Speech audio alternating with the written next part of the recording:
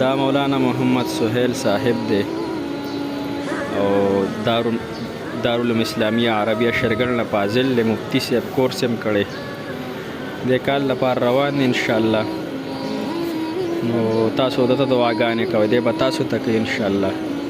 او کوم ملګري چې خوښمن دي چې موږ ته دعا وکړي ټولو ته به کوي، خو دا خصوصي پکې بیله دعا وایي، نو هغه انشاءالله موږ ته بیا کمنټ کې نوم ولیکئ خپل، نو موږ به انشاءالله د مولي صاحب ته ووایو ځکه دا لومبی سفر دی والله دا ډېره خوښه لار ده، ښو ته رابلل بدو نه منې کول، خپل بچي د الله د دین دپاره پرېښودل، خپله بیبي پرېښودل د فتنو په زمانه کې د فساد په زمانه کې دا ډېره د سعادت خبره ده، ډېره د خوش نصیبۍ خبره ده.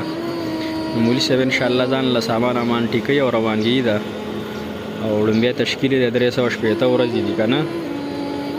انشاءالله تاسو مو د دعاګانې کې تاسو ته هم کوي، تاسو درخواست دی انشاءالله چې بیا موږ سره کمنټ کې خپل نوم شریک کړئ چې مولي صاحب ته بیا دعا کوي. صحیح ده مولي صاحب؟